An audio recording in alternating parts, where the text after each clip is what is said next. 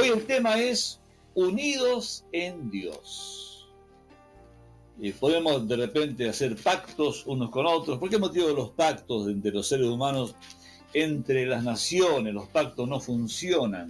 Porque son pactos hechos entre los hombres y son hombres que no cumplen.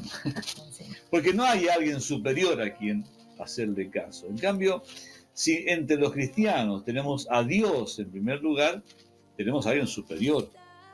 Levantamos los ojos a Dios, levantás los ojos, la pastora levanta los ojos a Dios, yo lo hago, él lo hace, aquel lo hace, todos a Dios, y tenemos un punto en común, que es Dios, que es lo más importante de la vida cristiana, no es otra cosa. Entonces, nuestra unidad se da en Dios. Somos todos distintos. Alguien puede decir, pastor, pero somos tan diferentes unos de los otros. Sí, es cierto. Por ejemplo, en el caso de mi mano, los dedos no se parecen al antebrazo, ¿no? Pero yo no podría con el antebrazo sostener esto, ¿sí? Lo puedo sostener con los dedos. Puedo sostener este cuadernillo en el que anoto mis apuntes del bosquejo. Si no tuviesen los dedos sería muy difícil con el brazo, ¿cierto?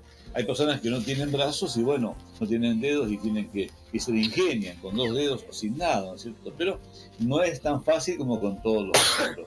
Entonces, así como los dedos son diferentes que el antebrazo, y el antebrazo es muy diferente que el tronco o que los pies, pero cada uno de nosotros tenemos esto muy importante, que es que somos parte uno de los otros. Muy bien. Estamos con los micrófonos de estreno, así que la tos salió a full, Susi. ¿Qué va a hacerse? Muy bien, sepan disculparlo, estamos en vivo y en directo haciendo esto, ¿no? Hablamos de la unidad, somos todos distintos. El hombre es diferente que la mujer, pero unidos en el matrimonio hacen una cosa maravillosa. Y en la iglesia somos todos distintos, también en cualquier ámbito social, pero con las aptitudes, las capacidades de cada uno, puede estar al servicio de Dios y de su obra.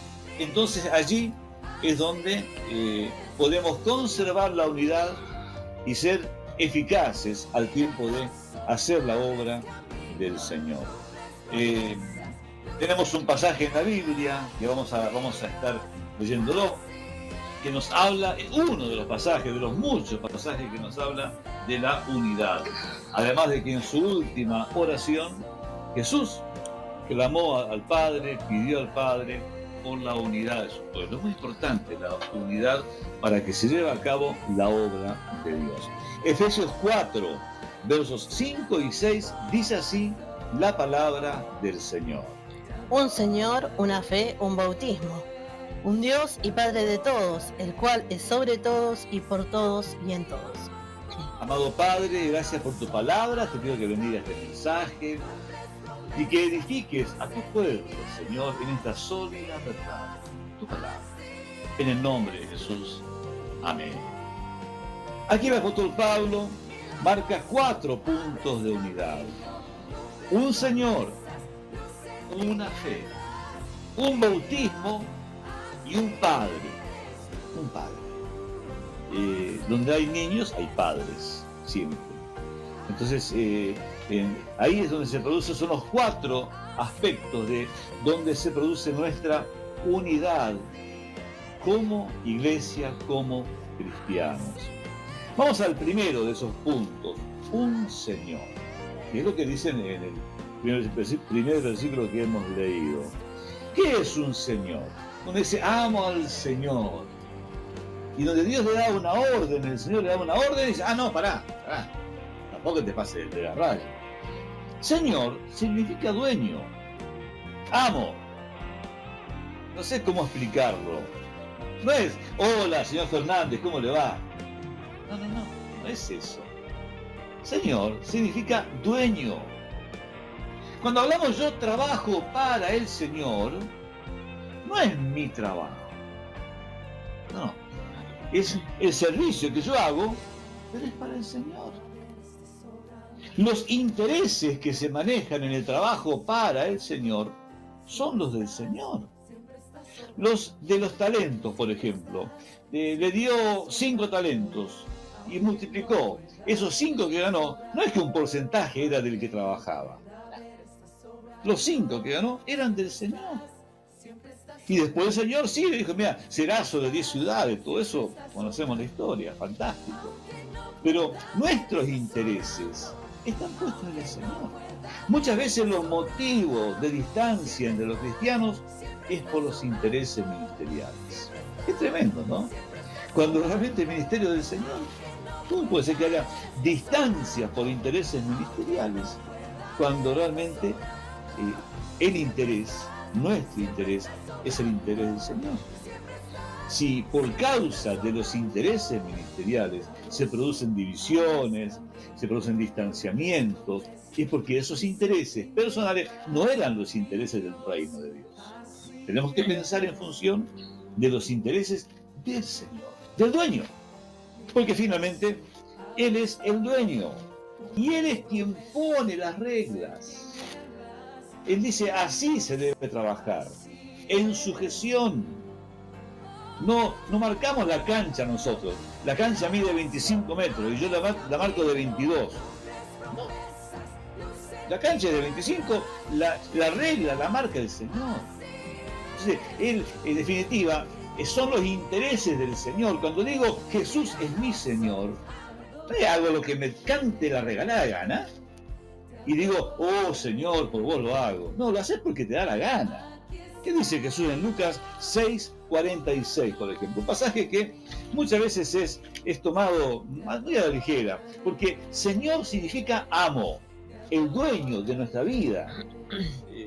A veces se entiende. Pasa que con el tema de tantas ideas que existen del marxismo, es como que el señorío de Dios se cayó del cielo. No, Dios sigue siendo Señor. El marxismo no acepta ningún Señor y apunta al Señor del cielo, en primer lugar. Esa es la realidad.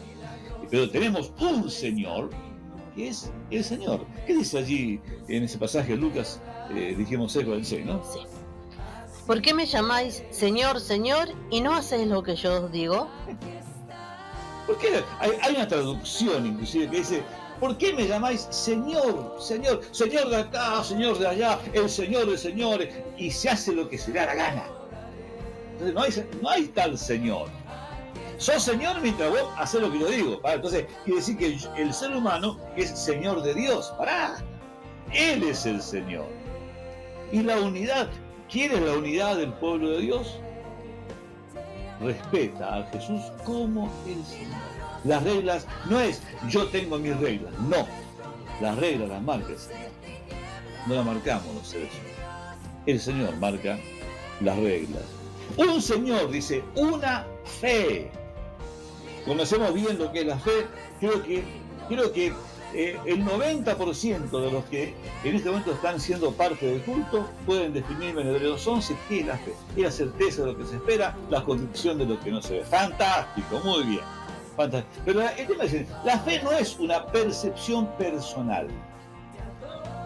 Si bien es una experiencia personal, pero la fe es única. Hay alguien que tiene un problema muy serio en el oído, en el ojo izquierdo.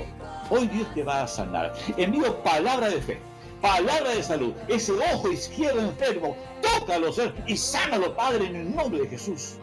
Envío palabra de fe, Padre. Sana. Amén, Señor. Y amén. La fe, si bien es una experiencia personal, pero la fe viene de la palabra de Dios. Y ¿sabes qué? No es que porque alguien tuvo una experiencia esotérica, extraña, tiene fe. No. ¿Cómo viene la fe, pastor? Vamos a la Biblia, así nos dejamos de pensar. ¿Cómo es que viene la fe? En el libro de Romanos 10:17. ¿Qué dice la Biblia? A ver, porque la Biblia arregla, ¿eh? Así que la fe es por el oír y el oír por la palabra de Dios. Simple. La fe del cristiano no es una experiencia fuera de la palabra de Dios. No. La fe, nuestra fe, viene porque hemos escuchado la palabra de Dios. Entonces nos ha tocado, nos ha despertado el espíritu, la palabra viva, porque es viva y eficaz. Todo eso es lo que dice la palabra de sí misma. Pero nuestra fe, la fe de un cristiano no es diferente que la fe de otro cristiano. No, es la misma fe. Es la fe que tiene su origen en la palabra. Es muy importante entender eso, es una sola fe. Tiene raíz la fe en la Biblia,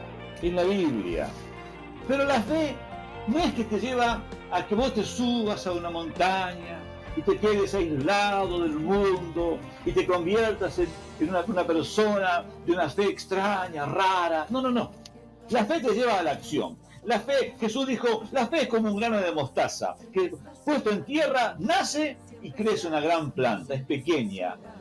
O sea que la fe es para aplicarla donde hay necesidad. Hay enfermedad, la fe debe ser aplicada. Hay problemas en el país, la fe debe ser aplicada. Hay problemas en la familia, la fe debe ser aplicada. Si de repente hay un problema familiar, yo tiro la toalla, me tiro el abandono, bueno, que pase lo que pase. No. Con fe se cambia la historia. Con fe tu economía va a ser transformada. Con fe tu salud va a ser cambiada. La fe te mueve a la acción. Y no es que yo lo descubrí porque sea muy vivo. La Biblia enseña eso. Y es muy interesante hacerle caso a lo que enseña la palabra del Señor. ¿Qué dice, por ejemplo, pastora, en Santiago 2:18? ¿Qué dice allí la Biblia, la palabra de Dios? Pero alguno dirá, tú tienes fe y yo tengo obras. Muéstrame tu fe sin tus obras y yo te mostraré mi fe por mis obras. O sea que la fe te mueve a la acción. Si no hay acción, no hay fe. La fe no es algo que se esconde en el corazón. No. La fe te lleva a la práctica. La fe te lleva a que si hay problemas se los enfrenta. La fe te lleva a que donde hay situaciones en las que se quiere avanzar y estamos metidos en un pantano, saldremos del pantano como por fe. La fe te lleva a que si una provincia no llueve hace 5 meses, orás con fe y va a caer la lluvia del cielo. La fe te lleva a la acción. Si no hay acción, no es fe. La fe bíblica te lleva a la acción. Lo otro, esa fe de aislarte. No, yo me quedo solo porque son todos los cristianos son unos pecadores, no entienden nada. No, para mezclarme con esa gente. Esa fe no es fe basada en la Biblia.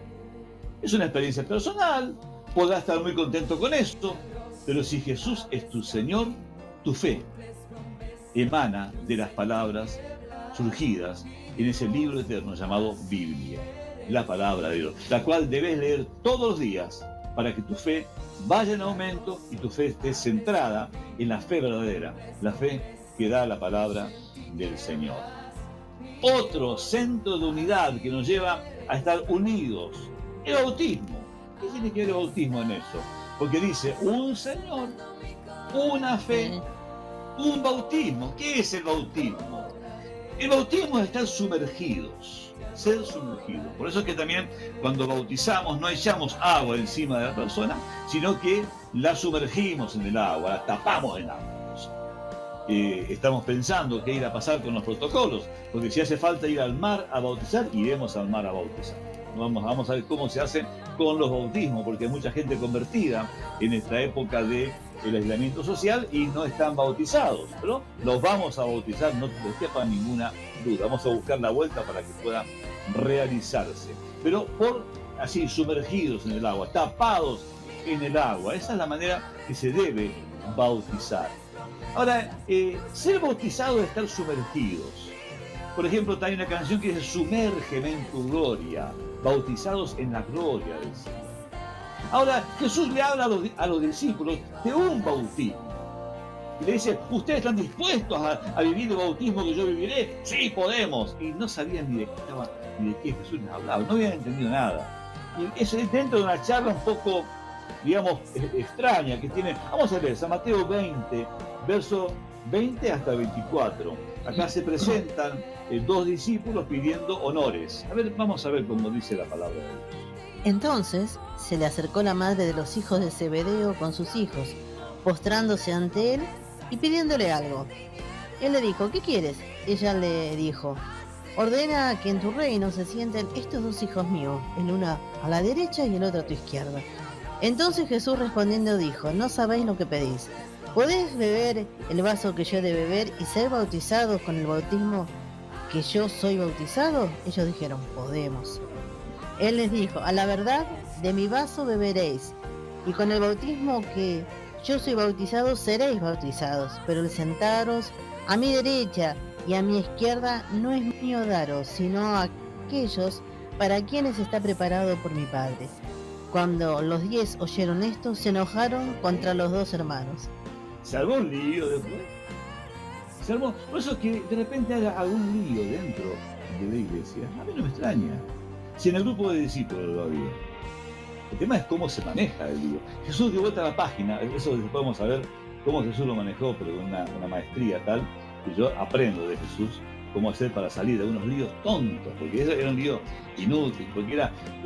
encima viene la madre. Qué desubicada. Pero claro, ella dijo, no, yo voy a... Chicos, yo esto es lo que voy. Déjenme a mí, yo voy a hablar. Nada, ya me va a escuchar Jesús. Jesús quiere hablar con vos. Le hizo reverencia, todo. El protocolo lo cumplió perfectamente esta mujer.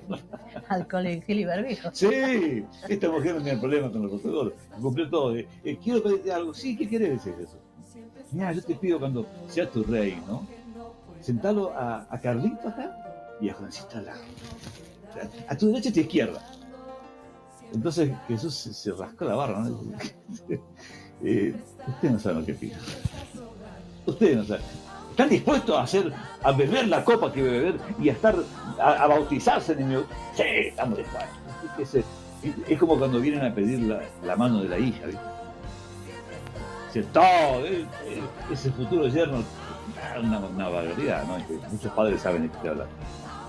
Y algunos yernos también saben. Bueno, es así. La cuestión es esta. Entonces, ¿qué copa había de beber?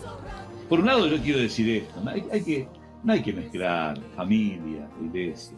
Cada cual tiene el don que tiene, el llamado que tiene, por palabra profética, se va comprobando. No hay que ser mezcla. Hay que tener mucho cuidado con eso, por un lado. Ni tampoco meterse a la mamá en temas del hijo. Si el hijo es mayor de edad, deja que tu nene haga lo suyo, ¿viste, mamá? Dejalo, papá, dejalo.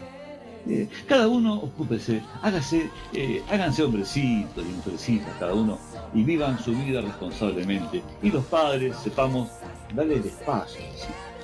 Eso en todo el sentido de la vida. En alguna reunión para las familias voy a hablar del tema, darle espacio a los hijos adultos, ¿no? Por un lado. Por otro lado, vamos a este asunto, ¿no? La copa. La copa es esa copa que Jesús bebe cargando el pecado de la humanidad. El apóstol Pablo dijo: llevo sobre mi cuerpo las marcas de la cruz de Cristo y completo así el sacrificio. ¿Qué? ¿Era incompleto el sacrificio de Jesús? No, el sacrificio de Jesús alcanzaba para pagar por el pecado de la humanidad. Pero en mi generación, cada persona llamada al servicio, y escúchame bien los pastores, escúchame bien los diáconos, los que son llamados a la obra de Dios, deben pagar el precio por su generación. Hay un precio que pagar. No morir en la cruz de vuelta, no hace falta. Hay un precio del ministerio, el sacrificio, el esfuerzo, llevar la cruz de Cristo en tu generación. Vos tenés que salvar a tu generación, a la gente de tu edad, a la gente de tu entorno, a tu grupo social. Vos cargá la cruz al hombro y salvá a tu generación. Eso es beber la copa. Jesús cargó la cruz, Él bebió la copa del pecado de la humanidad. Él hizo su trabajo, Él bebió su copa. Y fue bautizado del bautismo que debía ser bautizado. ¿Cuál es ese bautismo? Estar sumergidos en la obra de Dios. Porque el reino de Dios consiste en la salvación de las almas. Y estar bautizados por el reino de Dios, además de ser bautizados en las aguas como un acto de iniciación cristiana, después el que está llamado al servicio, como en este caso, esos apóstoles, esos discípulos, eran 2 de los 12. Esos discípulos estaban llamados a ser sumergidos en la obra. Si vos no estás sumergido en la obra, te vas a sumergir en el mundo, en los negocios de este mundo, en las peleas de este mundo, en los egoísmos de este mundo. Y yo conozco tristemente cristianos sumergidos en las cosas de este mundo. Y van a la iglesia, sí. Hasta pueden tener actos de servicio para Dios, sí. pero aún siguen sumergidos en las cosas de este mundo y no pueden entonces tener unidad con sus compañeros de ministerio. No pueden tener unidad, porque cada cual tiene su interés, cada cual lucha por lo suyo, y lo poco que hace por el reino de Dios, dice, tiene un precio. Yo quiero mi lugar de gloria, yo quiero sentarme a tu derecha, Jesús. Por favor, no sabes lo que pedís, no tenés idea. No tenés idea. ¿Y qué pasó? Los otros 10, una cara una trompa tenían, y se armó un lío ahí entre los discípulos. Pero estamos hablando de los apóstoles. ¿Vos te imaginas? Son los apóstoles. Tenían aureoles en la cabeza. O sea, los pintores lo dibujan así. No tenían aureoles. No estaban sumergidos en los intereses del reino. Jesús dijo, no podés servir a dos señores, porque amarás a uno y aborrecerás al otro. Y vos que tenés un llamado de servir a Dios. Oíme bien, sierva de Dios. Sumérgete en la obra de Dios, en los intereses del Señor, porque Él es Señor. En los intereses de Él. En una fe emanada de la Biblia, leer todos los días la palabra de Dios. Señor, corrige mi mente, mis pensamientos equivocados, sácamelos, Señor, y ponme tus pensamientos. ¿Dónde están los pensamientos de Dios? Allí en una nube, baja, no, están en la Biblia.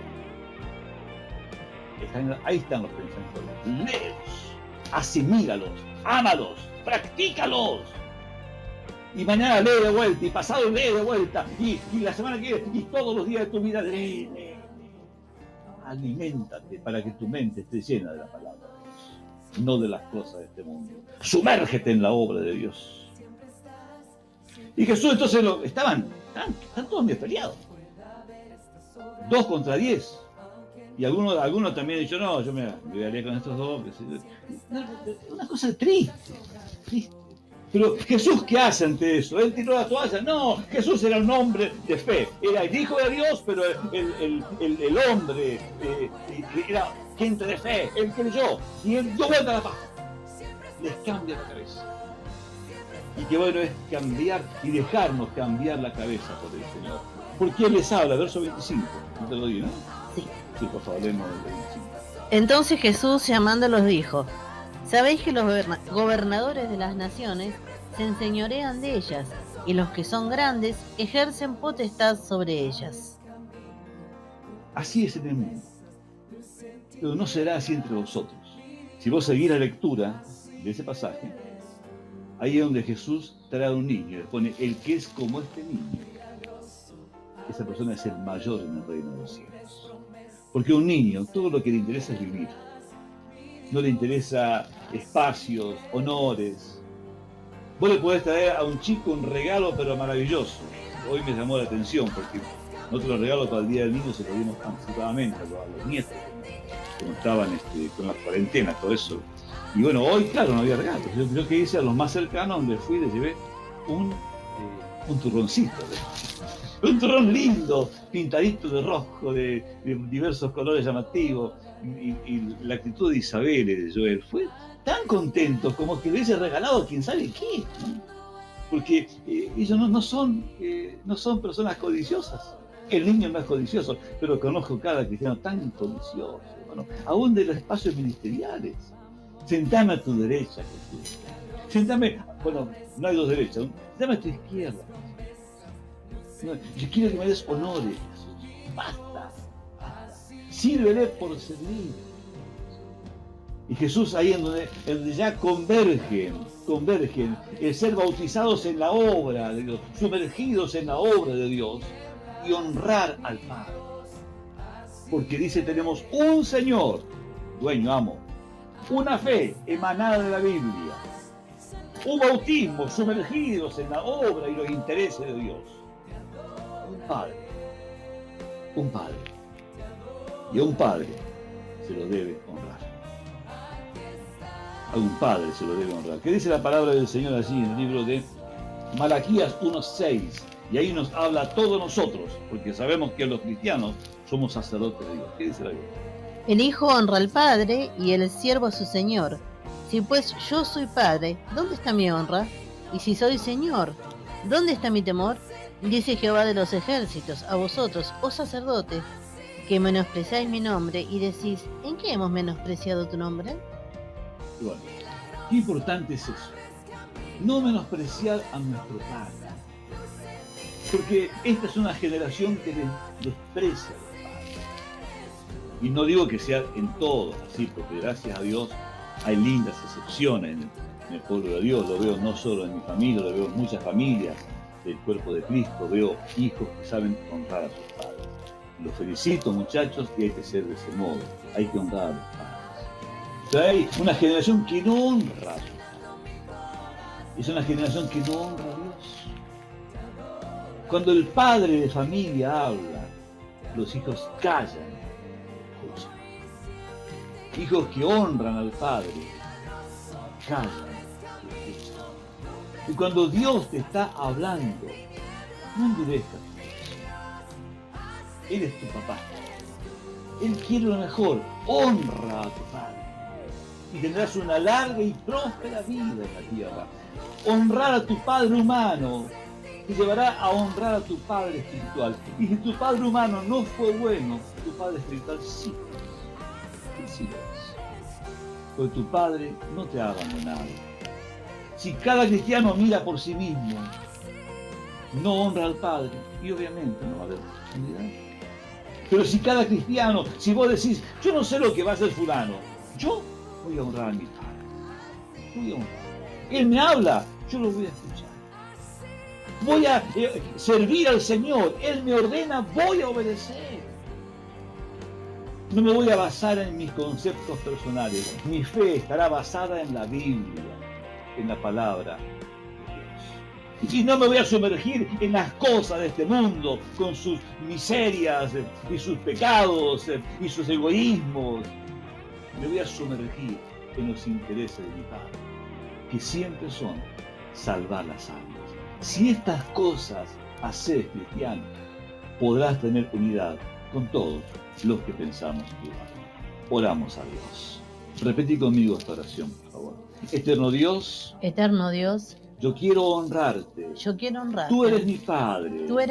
Quiero estar sumergido, Señor. En tus Señor. intereses. En tus intereses. Estar bautizados. Del bautismo de Jesús. Yo quiero, Señor. Fundamentar cada paso. De mi vida. En tu palabra, Señor. Una fe. No fingida. Una fe real. La que quiero tener. Jesús, vos sos mi Señor. Y estoy dispuesto a obedecerte. Marcándome vos. Las reglas. Para manejarme dentro de tu reino. Ayúdame, Señor. Porque yo te quiero honrar. En el nombre de Jesús. En el nombre Amén. de Jesús. Amén. Yo bendigo a mi hermano, a mi hermana. Sea tu gracia, tu poder, tu misericordia, actuando hoy, Padre, en el nombre de Jesús. Amén.